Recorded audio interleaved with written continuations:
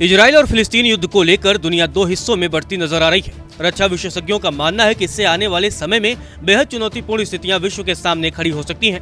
इस समस्या से निपटने के लिए सभी देशों को आगे बढ़कर फिलिस्तीन विवाद का समाधान निकालने में मदद करनी होगी।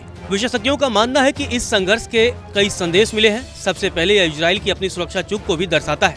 विशेषज्ञों का मानना है कि इस प्रकार का हमला इजराइल पर 1973 में भी हुआ था, फिर भी यह चूक हुई, लेकिन हमला यह भी बताता है कि हमास पहले की तुलना में ज्यादा कट्टर हुआ है।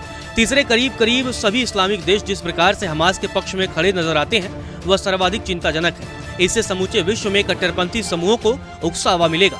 भारत को भी इस दिशा में सीमा पार से सक्रिय ऐसे समूहों को लेकर विशेष सतर्कता बरतनी होगी।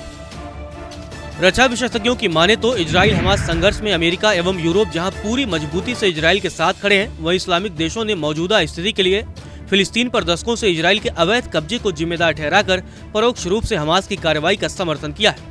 यह भी स्पष्ट है कि ईरान, कतर, सीरिया, लेबनान, मिस्र आदि देश सीधे हमास को हर तरीके का समर्थन भी दे रहे हैं। इसीलिए जंग का दायरा आने वाले समय में बढ़ भी सकता है। इजराइल हमास संघर्ष रूस यूक्रेन संघर्ष की तुलना में बहुत बड़ा और खतरनाक है। पूरी दुनिया का केंद्र आने वाले समय में इसी संघर्ष पर केंद्रित रहने वाला है। अमेरिका और यूरोप के इस तरफ केंद्रित रहने से यूक्रेन को मदद में कमी आ सकती है, यानी रूस के साथ संघर्ष में यूक्रेन की स्थिति कमजोर पड़ेगी। इस प्रकार पश्चिमी देशों का इजराइल की तरफ फंसे रहना रूस के लिए फायदेमंद है।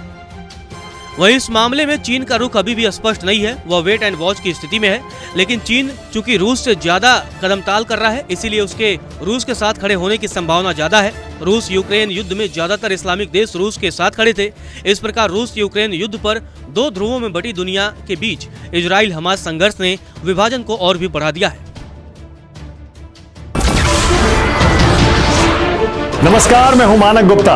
अगर आपको हमारा ये वीडियो पसंद आया हो तो इसे लाइक और शेयर जरूर करें, और हाँ, हमें सब्सक्राइब और फॉलो करना ना भूलें ताकि आप देश और दुनिया की कोई खबर मिस ना करें।